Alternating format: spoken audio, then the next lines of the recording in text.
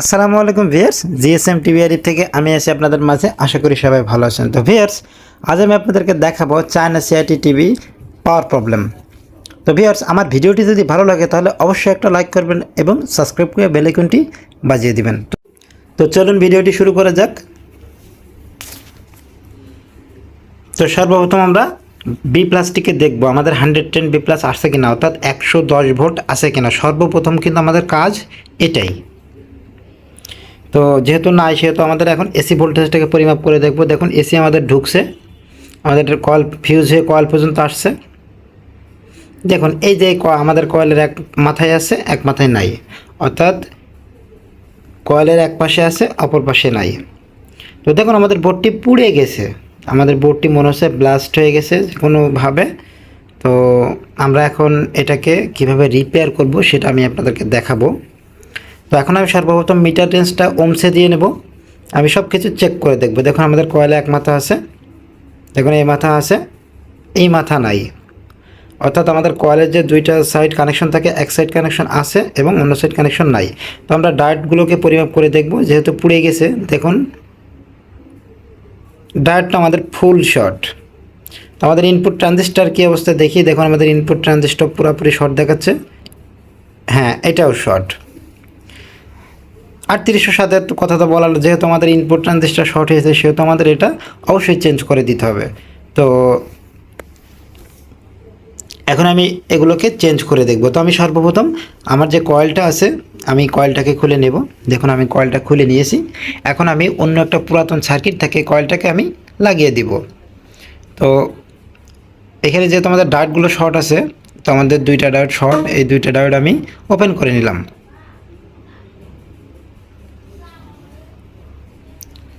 তো ইনপুট ট্রানজিস্টারকেও আমি শেষ ওপেন করে নিলাম।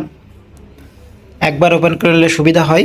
তো সিআরটি টিভি আসলে 5-7 মিনিটে ভিডিও দিয়ে শেষ করা যায় না। তো সেহেতু আমি ভিডিওর স্পিডটা অনেক বাড়িয়ে দিয়েছি। আপনারা আমার সাথেই থাকুন, আমি A to Z ভিডিওতে দেখানোর চেষ্টা করব। তো যারা আমার নতুন টেকনিশিয়ান ভাইরা আছেন তারা আমার ভিডিওটি ফলো করবেন, আশা করি আপনারা উপকৃত হবেন। তো আমি এখন 3807 এবং যে 10-15 এগুলো সব শর্ট হয়ে গেছে, এগুলো আমি একবারে খুলে নিলাম। তো খুলে নেওয়ার পরে আমি দেখুন আমাদের যে একটা ক্যাপাসিটি, আমাদের যে একটা পিএফ আছে 681 2kV, এটাও আমাদের ফেটে গেছে, অর্থাৎ আমাদের পুরা পাওয়ার সাপ্লাইটা ব্লাস্ট হয়ে গেছে। তো আমি এই পিএফটাকেও আমি খুলে নিলাম যাতে আমার একবারে কাজ করা সুবিধা হয়। তো দেখুন আমি অন্য একটা বোর্ড থেকে কয়েলটাকে খুলে নিয়ে মাপ দিয়ে দেখছি। দেখুন কয়েলের মাথা ঠিক আছে, অপর প্রান্তও ঠিক আছে। তো আমি এখন কয়েলটাকে লাগিয়ে দিব।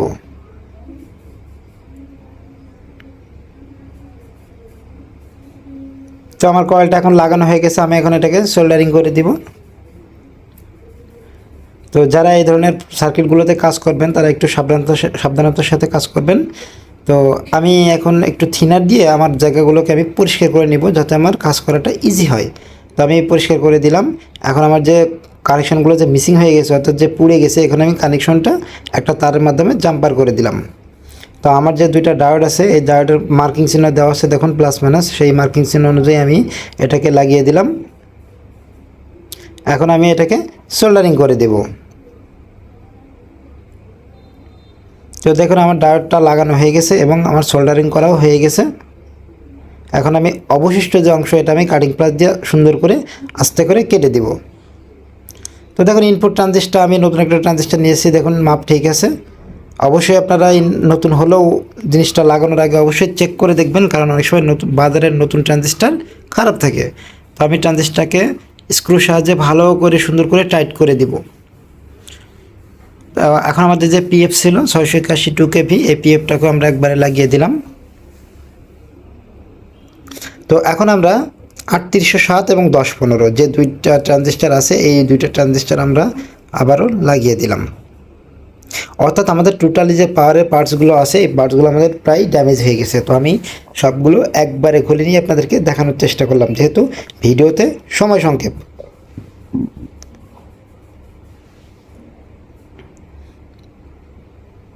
তো এগুলো আমাদের সোল্ডারিং করা হয়ে গেল। এখন দেখুন আমি ইনপুট ট্রানজিস্টারটা কিন্তু সোল্ডারিং করি নাই। তো কেন সোল্ডারিং করি নাই, আমাদের পাওয়ারটা ঠিক আছে কিনা দেখুন। এই যদি বি প্লাস ডিসি দিয়ে 1 ভোল্ট বা 1.5 ভোল্ট ওঠে তাহলে বুঝবেন আমাদের এই পাওয়ার সাপ্লাই ওকে। এখন আমি সোল্ডারিং করে দিলাম। তো এই ডিসি যদি 1.5 ভোল্ট ওঠে বা 1 ভোল্ট ওঠে তাহলে আপনারা বুঝবেন যে আপনাদের পাওয়ার সাপ্লাই এই ইনপুট অর্থাৎ প্রাইমারি সেকশন 100% ওকে। তো এখন আমি আমাদের আউটপুট সাইডে বি প্লাস যে রেজিস্ট্যান্স আছে রেজিস্ট্যান্সটাকে আমি খুলে দেবো, কারণ পাওয়ার সমস্যা হলে আপনারা রেজিস্ট্যান্সটাকে অবশ্যই খুলে নিয়ে কাজ করবেন, তাহলে আপনাদের প্রোটেকশনটা ভালো থাকবে। তো আমি লাইনে দিয়েছি, দেখুন দেখুন আমাদের বি প্লাস মাত্র 2.5 ভোল্ট আছে, অর্থাৎ আমাদের বি প্লাস কিন্তু উঠছে না, বি প্লাস ভোল্টেজটা ধাক্কা দিচ্ছে না। তো কেন ধাক্কা দিচ্ছে না আমি সেটা আপনাদেরকে দেখাবো। তো আমি খেয়াল করে দেখি আমাদের বি প্লাসের যে ক্যাপাসিটারটা এটা ফুলে গেছে। তো আমি এখন ক্যাপাসিটারটাকে খুলে দেখুন, খোলার আগেই খুলে পড়ে গেছে, দেখুন ফাঙ্গাস ধরে একটা ট্যাঙ্ক নষ্ট হয়ে গেছে। তো আমি একটা নতুন ক্যাপাসিটার 47-160 ভোল্ট লাগিয়ে দিব। তো ভিডিওর স্পিডটা আমি অনেক বাড়িয়ে দিয়েছি যাতে আমাদের ভিডিওটা লং না হয়। তো আপনারা ধৈর্য সহকারে দেখুন। দেখুন আমাদের এখন পারফেক্ট 110 ভোল্ট চলে আসছে।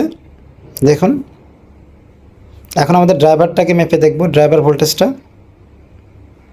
দেখুন আমাদের ড্রাইভার ভোল্টেজ কিন্তু নেই। দেখুন এই টিভিটা অনেক, এই সার্কিটটা অনেক ধরনের সমস্যা হয়ে গেছে। আমাদের ড্রাইভার ভোল্টেজটা নাই, সিস্টেম ভোল্ট 13 ভোল্ট ঠিক আছে, 10 ভোল্ট ঠিক আছে, এবং সাউন্ডের ভোল্টেজটাও ঠিক আছে।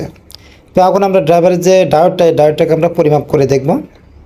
দেখুন পরিমাপ করার ক্ষেত্রে ডিজিটাল দিয়েও পরিমাপ করা যায়, অ্যানালগ মিটার দিয়েও পরিমাপ করা যায়, তবে ডিজিটালটাকেই শর্টকাট মনে করি। তো আমি অ্যানালগ মিটার দিয়ে আমি এটাকে একটু মেপে দেখলাম। দেখুন আমাদের ডায়োডটা পুরোপুরি শর্ট। তো আমি ডায়োডটাকে চেঞ্জ করবো, অর্থাৎ ডায়োডটাকে আমি এখন ওপেন করে নিব। তো আমার ডায়োডটা ওপেন হয়ে গেছে। এখন আমি আপনি যে কোনো ডায়োড লাগাতে পারেন, তবে এই চায়না সার্কিট যেহেতু ওই ডায়োডের অভাব না, আপনারা সেমটা খুলে লাগিয়ে দিবেন। তো দেখুন আমি ডায়োডটা পরিমাপ করে দেখাই। দেখুন আমাদের ডায়োডটা ফুল শর্ট, এই কারণে আমাদের ড্রাইভার ভোল্টেজটা উঠছে না। আর ড্রাইভার ভোল্টেজ না যতক্ষণ ধাক্কা দেবে ততক্ষণ আপনাদের সেটটা কিন্তু চালু হবে না, অর্থাৎ মাদারবোর্ডটা চালু হবে না। তো দেখুন ড্রাইভারের যে গোড়াগুলো আছে গোড়া পর্যন্ত পুড়ে গেছে। তো আমি একটু প্রিন্টগুলো কেটে আমি জায়গাটা পরিষ্কার করে দিলাম এবং অন্য একটা ডায়োড আমি এখানে লাগিয়ে দিলাম, অন্য একটা সার্কিট থেকে আমি খুলে নিয়েছি। তো আমি সুন্দর করে আমি এটাকে আবার সোল্ডারিং করে দিলাম, প্লাস মাথাটাকে আমি সোল্ডারিং করে দিব। দেখুন B plus 110 perfect, driver 25 perfect, system 11 point perfect, 11 up perfect, এবং সাউন্ড 12 ভোল্ট পারফেক্ট, এবং চ্যানেল বক্সে যদি 4.8 বা 5 ভোল্ট ওঠে পারফেক্ট। দেখুন পারফেক্ট ওকে। সবাইকে ধন্যবাদ। আসসালামু আলাইকুম রহমতুল্লাহ। সবাই ভালো থাকবেন, সুস্থ থাকবেন। আল্লাহ হাফেজ।